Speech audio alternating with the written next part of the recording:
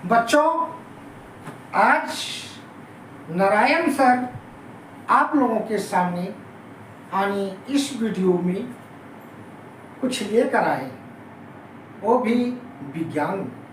तो बच्चों, विज्ञान में यानी साइंस में आप लोग जो ओलंपियाड के लिए अपियर होने जा रहे हैं उसके लिए, और मुख्यमंत्री मेधा छात्रवृत्ति का जो एग्ज़ाम होता है, परीक्षा होता है, प्रतियोगिता होता है, उसमें भाग लेने वाले बच्चों तथा सामान्य रूप से पढ़ने वाले बच्चों के लिए भी ये लाभदायक है। तो इस वीडियो को देखना न भूलें बच्चों। तो सबसे पहले हम लोग चलते हैं इसके अंतर्गत। जैसे बच्चों, चावल, जो हम चावल खाते हैं प्रतिदिन, चावल, तो चावल में कहता है कौन सा पोषक तत्व पाया जाता है। ऑप्शन 4 रहेगा बच्चों, 4 ऑप्शन रहेगा, उसमें चुनना पड़ेगा। तो मैं ऑप्शन अगर देते रहेंगे तो बहुत समय व्यर्थ चला जाएगा। कम से कम टू द पॉइंट हम लोग याद रखेंगे। तो बच्चों, इस वीडियो को इसी प्रकार से समझें कि जैसे हम अभी जिसे बोल रहे हैं, चावल में कौन सा पोषक तत्व पाया जाता है, तो इसमें कितने ऑप्शन रहेंगे? 4। तो एक उदाहरण दे देते हैं। जैसे रहेगा वसा, यानी कार्बोहाइड्रेट, प्रोटीन, विटामिन और खनिज। तो इसमें कौन सा ऑप्शन, जैसे A, B, C, D इस तरह से रहेगा, या 1, 2, 3, 4, ये 2 तरह से प्रश्नों में आपका 4 ऑब्जेक्टिव टाइप का क्वेश्चन में रहता है, तो उसमें चुनना है। तो फिर हम चलते हैं प्रश्न, चावल में कौन सा पोषक तत्व पाया जाता है। तो बच्चों, चावल में कार्बोहाइड्रेट पाया जाता है। क्या पाया जाता है? कार्बोहाइड्रेट, जिसको हम मंड के नाम से भी जानते हैं। तो कार्बोहाइड्रेट तो बहुत चीज़ों में मिलता है बच्चों, जैसे है आलू, आलू में भी प्रचुर मात्रा में कार्बोहाइड्रेट मिलता है। गेहूं है, मकई है, इसमें। अब है बच्चों कि दाल में कौन सा पोषक तत्व पाया जाता है। तो दाल में आपका कौन सा पोषक तत्व पाया जाता है? तो प्रोटीन। अब इसके अलावा और है बच्चों, जैसे सोयाबीन, सोयाबीन में भी हमारा प्रोटीन प्रचुर मात्रा में पाया जाता है, यानी सबसे ज़्यादा कहीं तो सोयाबीन में पाया जाता है। तो अगर हम इसको जानेंगे तो ऑप्शन 4 दिया रहेगा, तो हम उसको चुन सकते हैं। अब है बच्चों, सरसों में कौन सा पोषक तत्व पाया जाता है। सरसों यानी सरसों का तेल, जिसको हम खाद्य तेल के नाम से जानते हैं। तो सरसों भी कौन सा पोषक तत्व पाया जाएगा? वसा। तो वसा का और भी रहता है बच्चों, वसा जो हम अधिक मात्रा में खाते हैं तो शरीर मोटा हो जाता है, फैट्स बनता है, और वैसे ऊर्जा तो उसमें भी बहुत मिलता है। तो वसा जो मिलता है बच्चों, वो हमारे अरंडी में है, सुरबुजा का तेल है, महुआ का तेल है। ये सब खाद्य तेलों में हमें क्या मिलता है? वसा। तो ये सबको याद रखेंगे, जिससे हमें तेल प्राप्त होता है। अगला है बच्चों कि मांस खाने वाले जंतु को हम क्या कहते हैं। जैसे इस धरती में बहुत प्रकार की जीव पाए जाते हैं, तो कुछ जीव है मांस खाते हैं, केवल मांस। उसको हम साग देंगे, घास देंगे तो कदापि नहीं खाएंगे। तो जो मांस खाने वाले जो जंतु होता है उसको हम क्या कहेंगे? मांसाहारी, मांसाहारी, मांसाहारी कहेंगे। अब है अगला प्रश्न पर बच्चों, ऐसे जीव जंतु जो केवल पौधे एवं उसके उत्पाद को खाते हैं। बहुत ऐसे जीव हैं बच्चों, जिसको मांस दे दीजिएगा तो वो जीव आपको मांस नहीं खाएगा, चाहे जितना कोशिश कर लो। तो वैसे जीव जो पेड़ पौधा से जो प्राप्त होता है या उसके उत्पाद से जो प्राप्त होता है और उसी को खा करके जीवन यापन करता है, तो हम ऐसे जीव को हम क्या कहेंगे? शाकाहारी।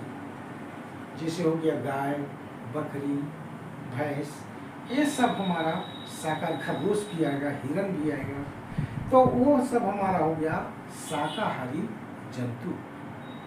अगला प्रश्न है बच्चों, सर्वाहारी किसे कहते हैं? सर्वाहारी। तो सर्वाहारी हम जंतु, चारों ऑप्शन रहेगा, चारों ऑप्शन में जो खाली केवल जान लीजिए, जो साग खाता है और मांस खाता है, यानी शाकाहारी वाला चीज भी खाता है और मांसाहारी वाला।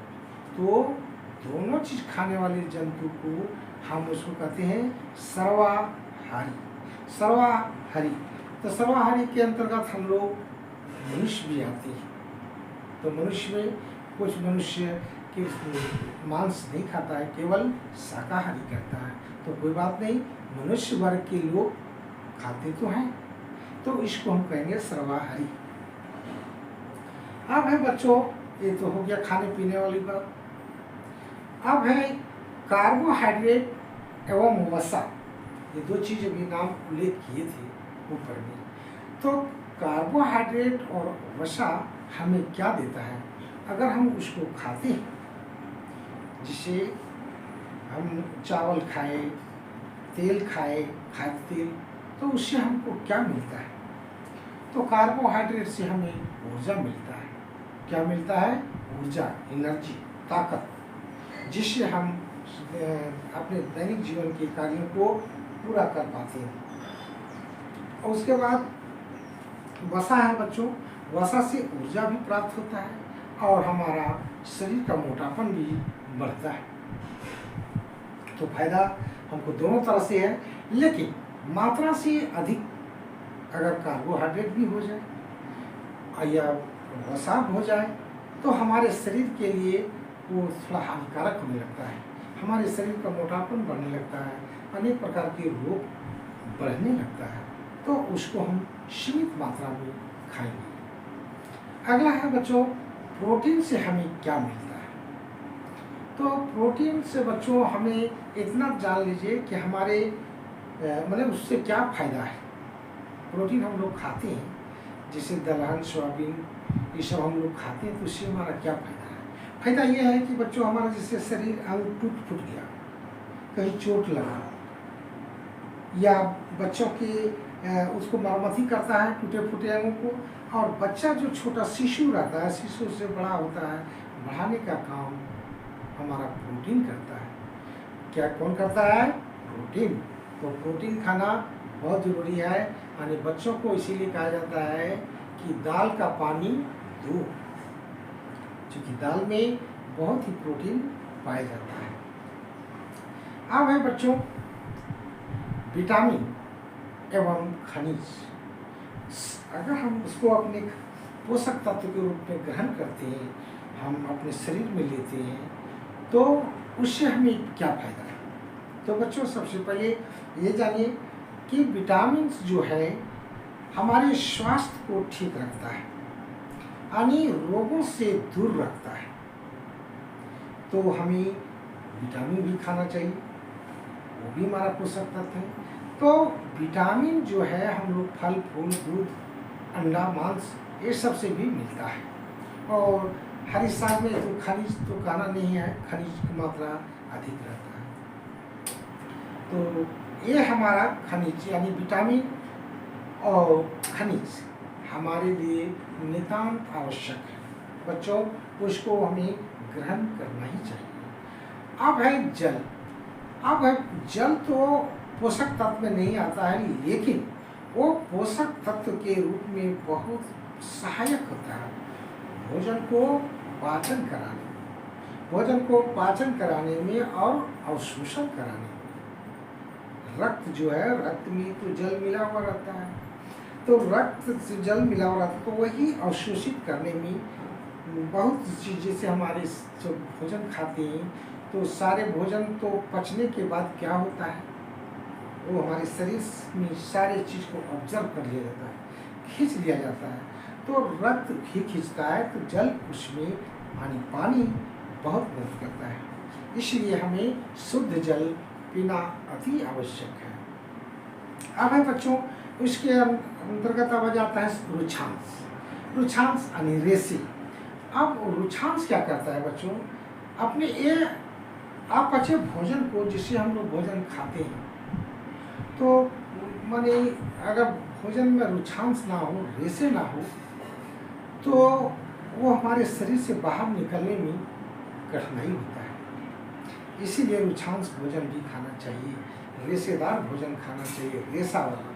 इसीलिए उसमें हम लोग सलाद उलाद जो है उसको खाना चाहिए, सेम खाना चाहिए। बहुत ऐसे चीज़ हैं जो जिसमें बहुत रेसे पाए जाती हैं, तो उसको खाना चाहिए। अब हम चलते हैं बच्चों विटामिन में। विटामिन ए की कमी से क्या होता है, तो विटामिन ए की कमी से दृष्टिहीनता यानी हमें देखने में कठिनाई होती है, और रतौंधी भी होता है। रात में व्यक्ति को, जिसको रतौंधी हो जाता है, तो उसको रात में दिखाई नहीं पड़ता है। अब है बच्चों, इसके अलावे हमारा त्वचा भी विटामिन ए की कमी से त्वचा रोग भी हो सकता है, तो विटामिन ए ग्रहण करना चाहिए। अब विटामिन बी, विटामिन बी से हमारा कौन सा रोग होता है, बेरी बेरी, यानी ये हृदय एवं परिसंचरण तंत्र को ठीक रखता है। अगर हम विटामिन बी का सेवन नहीं करेंगे तो हमारा क्या होगा, हमारा वो जो कहते हैं हृदय का रोग बढ़ जाता है, परिसंचरण तंत्र घटने लगता है, तो उससे हमारे बहुत नुकसान होता है। अब आते हैं विटामिन सी। विटामिन सी की कमी से, विटामिन सी के कमी से हमें अस्कर्वी रोग होता है। कौन सा रोग होता है, अस्कर्वी रोग। अस्कर्वी रोगों से एक जो है बच्चों, ये हमें अगर विटामिन सी खाते हैं तो यानी उसको रोकने का काम करता है, यानी एक प्रकार का कहिए चर्म रोग। अगला है बच्चों विटामिन डी। विटामिन डी की कमी से हमें रिकेटस होता है, जिसे सूखा रोग भी हम लोग कहते हैं। इसमें हड्डियां एवं दांत यानी कमजोर होने लगता है। इसलिए विटामिन डी की हमें सेवन करना चाहिए।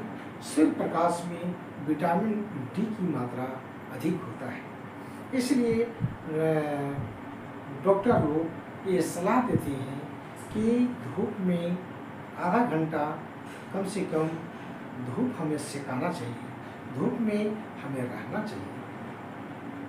अगला है बच्चों विटामिन ई की कमी से कौन सा रोग हो सकता है, तो विटामिन ई की कमी से बच्चों हमारा प्रजनन अंग प्रभावित हो सकता है, कमज़ोर हो सकता है, और वैसे हमें बच्चों को जन्म देने में कठिनाई हो सकता है। इसलिए विटामिन ई का सेवन करना चाहिए। विटामिन ई विशेषकर अंकुरित बीज में अधिक मात्रा में पाया जाता है। अब है बच्चों विटामिन के। विटामिन के की कमी से हमें रक्त न जमना, यानी कहीं कट गया बच्चों तो ब्लड का स्राव होने लगता है। स्राव होना मतलब बहने लगता है। तो विटामिन के जो है वो करता क्या है, उसको अधिक रहने से थक्का बन जाता है। जैसे हम यहाँ कट गए तो ब्लड जो आता है तो वहाँ पर थक्का बन जाता है, जम जाता है, और जो अंदर से ब्लड आता है, रक्त आता है, यानी खून जिसको हम लोग कहते हैं, वो बाहर निकलने नहीं देता है। यानी वो हमारा प्राण रक्षा के प्रकार का, ये ब्लड सब हमारा शरीर से निकल जाएगा तो हम जीवित नहीं रह सकते, तो उसको बचाने का काम करता है, यानी रोकने का। अब है बच्चों, अब डॉक्टरों का सलाह है, बुद्धिजीवियों का सलाह है कि छिलका उतार कर सब्जियों और फलों को धोने पर क्या होता है। अब हम छिलका उतार लेंगे, जिससे आलू को छील लेते हैं और बहुत सी सब्जी, झींगी है, कोई भी ऐसा सब्जी है जिसको पूरा छील लेते हैं और बिना बिना छीले अगर हम उसको काट देते हैं और काट करके धोते हैं तो हमें बहुत नुकसान है। सावधान, जो जितने भी बच्चे देख रहे हैं मेरे वीडियो को, तो घरों में ज़रूर बोलेंगे अपनी माँ को, अपने पत्नी को कि छिलका को बिना उतारे सबसे पहले सब्जी को बढ़िया से धो लो। 1 पानी, 2 पानी, 3 पानी, जितना लगे, जितना आप समझें कि साफ हुआ या नहीं।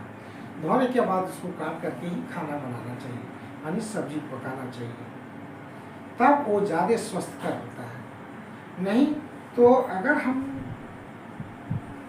बिना छिलका उतारे, छिलका उतार के काटते हैं, काट करके खाना बनाते हैं, तब धोते हैं और धो करके खाना बनाते हैं, तो हमारे जितना पोषक तत्व है वो सभी पानी में बह जाता है। तो वैसा कभी नहीं करें। इसके अलावा बच्चों, हमें चावल, भूरे रंग का चावल को खाना चाहिए, पॉलिश वाला चावल कभी नहीं खाना चाहिए।